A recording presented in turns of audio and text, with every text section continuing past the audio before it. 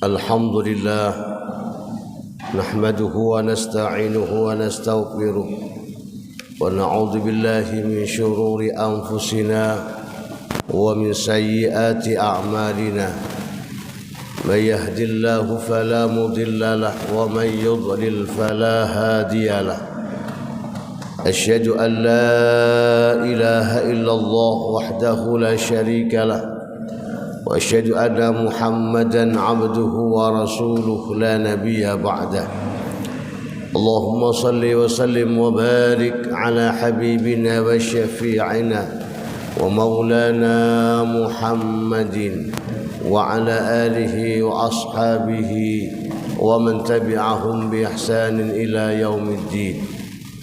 أما بعد فيا عباد الله أوصيكم ونفسي بتقوى الله وطاعته وقد فاز المتقون. قال الله تعالى في كتابه العزيز: أعوذ بالله من الشيطان الرجيم. يا أيها الذين آمنوا اتقوا الله حق تقاته ولا تموتن إلا وأنتم مسلمون. صدق الله العظيم. Ma'asyiral muslimin, jamaah salat Jumat Masjid Raudhatul Farah yang dimuliakan oleh Allah. Dalam kesempatan yang penuh berkah ini, mari kita bersama-sama berusaha meningkatkan kualitas iman dan ketakwaan kita kepada Allah Subhanahu wa taala. Mari kita jalankan apapun yang Allah perintahkan kepada kita. Kita tinggalkan serta kita jauhi sejauh-jauhnya apapun yang Allah larang untuk kita semua. Karena tidak ada kebahagiaan yang hakiki yang Allah sediakan kecuali untuk hamba-hambanya yang muttaqin. Wa may yattaqillah yaj'al lahu makhraja. Bahkan Allah janjikan jalan keluar atas segala problem kehidupannya. Wa yarzuquhu min haitsu la yahtasib. Bahkan Allah akan sediakan rezeki bagi hamba-hambanya yang muttaqin dari arah-arah yang tidak dikira-kira. Mudah-mudahan seluruh yang hadir majelis mulia ini dijadikan oleh Allah menjadi hamba-hambanya yang muttaqin. Amin ya rabbal alamin. Ma'asyiral muslimin rahimakumullah. Suatu saat baginda Rasul Muhammad sallallahu alaihi wasallam menegur salah satu sahabat yang beliau cintai. Pasalnya karena sahabat ini istiqamah dalam menjaga salat. Setiap Rasulullah salat, beliau selalu di belakangnya. Hanya saja ketika salat subuh, sahabat yang beliau cintai ini tidak pernah mau sabar nunggu sampai selesai. Selesai salam langsung sahabat Rasulullah yang bernama Abu Dujanah ini langsung pulang.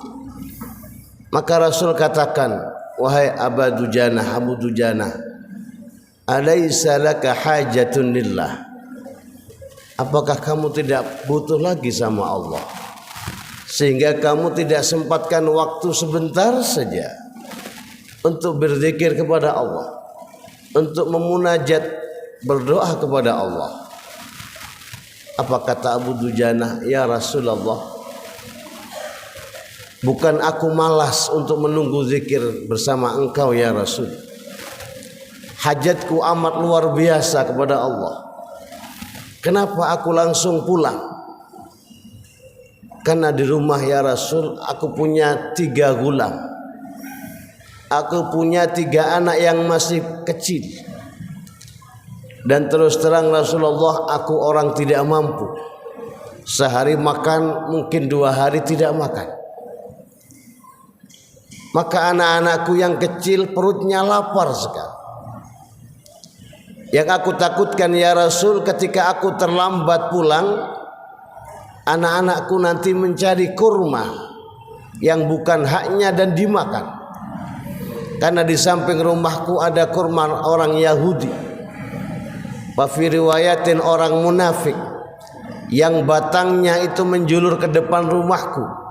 Padahal kurma itu sudah matang-matang. Setiap pagi dia akan diterpa angin dan merontokkan kurma-kurma yang matang. Aku takut ketika aku terlambat pulang dari masjid, datang ke rumah, anak-anakku perut lapar, keluar rumah ya Rasul, mengambil kurma yang jatuh itu milik orang munafik. Wallah, pernah suatu saat ya Rasul aku terlambat pulang, sehingga anakku yang satu keluar rumah mengambil kurma itu dan dimakannya. Maka dengan teganya aku masukkan jari-jariku ya Rasul, memaksa kurma yang sudah dia telan untuk dimuntahkan, sampai anakku yang kecil nangis. mendengar alasan dari Abu Dujanah, Rasulullah menitikan air mata. Para sahabat yang lainnya juga sama. Begitu berat kehidupan Abu Dujanah. Padahal ma'asyal muslimin, Abu Dujanah ini dalam sirah adalah sahabat yang paling gagah berani ketika perang. Bahkan ketika Nabi menawarkan siapa yang berani memegang pedangku dan menjalankan haknya, tidak ada sahabat yang berani kecuali Abu Dujanah. Dia terima pedang Rasul digunakan untuk menghabisi orang-orang kafir musuh Allah dan Rasulnya. Tapi satu sisi kehidupannya, dia di bawah kemampuan dalam hidup, dalam ekonominya, sampai anak-anak beliau tidak bisa makan rutin. Maka Rasul menangis memanggil para sahabat, "Wahai para sahabatku, siapa yang siap membantu Abu Dujanah mencarikan solusi agar dia ibadah lebih tenang meskipun dia sudah istiqomah dalam menjalankan sholat?" Maka tidak ada sahabat yang berani kecuali Abu Bakar. Abu Bakar langsung datangi tempat itu. Betul, setelah ditanya ternyata orang yang punya kurma adalah orang munafik. Dia tawar oleh Abu Bakar dengan 2 kali lipat harga, 3 kali lipat harga. Namanya orang munafik. Yang diinginkan adalah kebencian, kehancuran orang muslim. Dikatakan pada Abu Bakar, "Ya Abu Bakar, sampai kapanpun aku tidak menjual kurmaku." Akhirnya terus dirayu sama Abu Bakar sampai diberikan, karena apa? Dengan harga 10 kali lipat. Kalau sekarang satu pohon kurma harganya 5 juta, tinggal ngalikan. Masyaallah muslimin rahimakumullah. Maka setelah sepakat dibeli oleh Abu Bakar, dikasihkan itu pohon kurma kepada Abu Dujanah agar apa? Salat Abu Dujanah lebih tenang dan istiqomah. Masyaallah muslimin rahimakumullah. Namanya orang munafik yang dalam hatinya penuh kebencian dengan orang-orang Islam, menciptakan rekadaya. Ketika malam hari istrinya diajak, dikasihkan uang, alangkah bahagianya. Satu pohon kurma dihargai 10 kali lipat. Setelah mau subuh dia bawa istrinya dan membawa tangga. Untuk apa? Untuk mengambil buah kurma yang sudah matang. Dikatakan sama istrinya, "Mau kemana bapak? Ini yang aku jual adalah pohon kurmanya, buahnya tidak." Alangkah jahatnya orang munafik. Maka sebelum subuh, mari kita ambili buah kurmanya, biar pohonnya menjadi milik Abu Dujanah. Subhanallah, atas izin Allah, pohon kurma sebelum diambili buahnya berpindah pohonnya di depan rumah Abu Dujanah. Ma'asyal muslimin rahimakumullah. Pelajaran yang pertama, inilah janji Allah kepada hamba-hambanya yang istiqamah menjaga perintahnya. Wa may yattaqillah yaj'al lahu makhraja. Orang yang bertakwa kepada Allah, Allah pasti berikan jalan keluar atas segala problem kehidupannya. Abu Dujanah ini amat istiqamah dalam menjaga salat 5 waktu. Bahkan di belakang Rasulullah, sesibuk apapun panggilan perang dikumandangkan, dia di depan, paling depan. Ciri khas beliau adalah kepalanya diikat kain merah. Kalau sudah Abu Dujanah diikat kain merah kepalanya, tidak akan ada yang mampu mengalahkan dari kaum kafir Quraisy. Masyaallah muslimin rahimakumullah. Maka siapapun yang selalu menjaga perintah Allah, terutama salat 5 waktu, maka Allah janjikan kebaikan dalam dirinya di dunia sampai di akhirat. Maka dalam satu riwayat, man hafadha ala salawatil khamsi fi jamaah, orang yang menjaga salat jamaah 5 waktu, akramahullah bi khamsi khisal. Allah akan muliakan dia dengan 5 perkara. Pertama, Allah angkat kesulitan ekonomi di dunia. Allah akan angkat kesulitan yang menimpanya dalam hal ekonomi. Sulitnya rizki, sulitnya pekerjaan, masalah di antara teman masalah di kantor dan lain sebagainya. Allah akan janjikan orang yang menjaga salatnya dengan berjamaah, dia akan diberikan jalan keluar. Bukti nyata Abu Dujana, bagaimana kasih sayang Allah lewatkan dengan tangan Rasulullah. Rasul dilewatkan dari tangan Abu Bakar radhiyallahu anhu. Sehingga apa dalam ceritanya? Abu Dujana kaya raya, orang munafik tadi jatuh miskin, Pak. Hanya dengan satu kurma. Yang kedua, Allah angkat siksa kubur. Yang ketiga, Allah nanti berikan catatan amal di akhirat dengan tangan kanan, dan dia akan berhasil melewati siratal mustaqim kal barqil khatif, bagaikan kilat yang menyambar. Wa yadkhul jannata bighairi hisab, karena salatnya sudah beres maka dia akan masuk surga tanpa dihisab. Karena salat adalah ibadah yang pertama kali Allah akan hisab dari hamba-hambanya. Ma'asyiral muslimin rahimakumullah. Yang kedua pelajarannya, bagaimana Allah muliakan Abu Dujana dengan diberikan kemuliaan dunia sampai akhirat. Karena dia menjaga perutnya, perut anak dan istrinya, dari hal-hal yang tidak Allah halalkan, dari hal-hal yang tidak Allah ridhoi. Dia pilih yang betul-betul halalan thayyibah. Ma'asyiral muslimin rahimakumullah. Maka akhir zaman ini, Pak, banyak orang yang berkata jangankan yang halal, yang haram saja sulit. Wal iyadzubillah. Semua kembali pada keimanan kita. Yakin orang-orang yang imannya kuat, orang-orang yang baik, orang-orang yang motivasinya tidak hanya mencari banyak tapi halal, Allah akan tuntun dia di tempat yang dimana di situ rizki halal dan berkah. Orang yang dimakan hal-hal yang tidak Allah ridhoi, yang haram, maka efek negatifnya tidak hanya pada badan tapi pada ruhani, terutama ruhani. Doanya Allah akan tolak, naudzubillah. Ketika masuk ke badan, mohon maaf, terkadang badan itu akan mudah terjangkit penyakit yang sulit obatnya, sampai andai kata dapat obat akan menghabiskan harta bedanya. Yang lebih bahaya, ketika hal-hal yang tidak halal itu masuk dalam perut, akan menjadi benih tumbuhnya daging kita, daging istri kita, daging anak-anak kita. Hati mereka akan keras, sulit mendapat hidayah, sulit menerima mauidhah.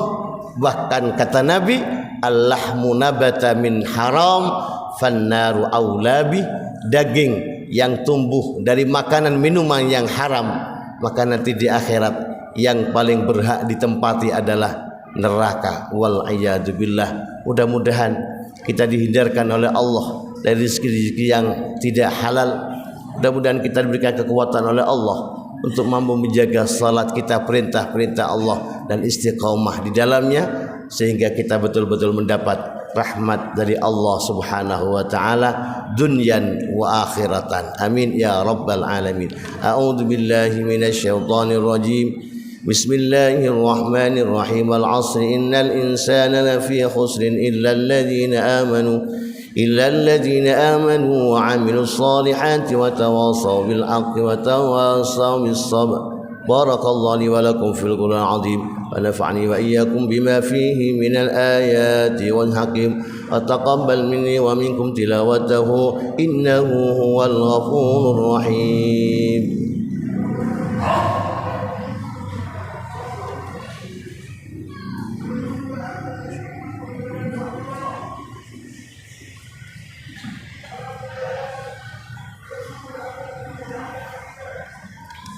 الحمد لله الذي هدانا لهذا وما كنا نهتدي لولا أن هدانا الله. أشهد أن لا إله إلا الله وحده لا شريك له وأشهد أن محمدا عبده ورسوله لا نبي بعده. اللهم صل وسلم وبارك على سيدنا محمد وعلى آله وأصحابه ومن تبعهم بإحسان إلى يوم الدين.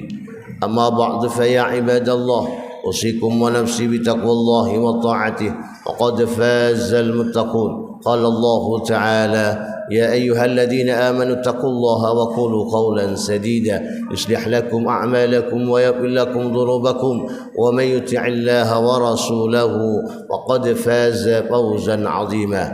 وقال أيضا: إن الله وملائكته يصلون على النبي يا أيها الذين آمنوا صلوا عليه وسلموا تسليما.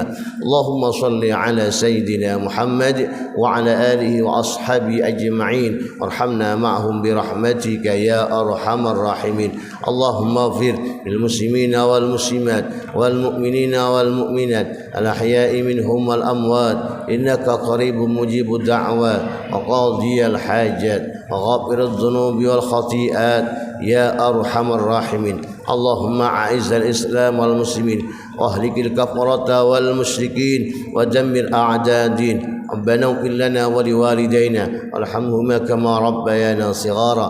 ربنا ظلمنا أنفسنا وإن لم تغفر لنا وترحمنا لنكونن من الخاسرين. ربنا آتنا في الدنيا حسنة وفي الآخرة حسنة وقنا عذاب النار. عباد الله إن الله يأمر بالإحسان وإيتاء ذي القربى وينهى عن الفحشاء والمنكر والبغي يعظكم لعلكم تذكرون. واذكروا الله العظيم يذكركم واشكروا على نعمه ولذكر الله أكبر. أقم الصلاة.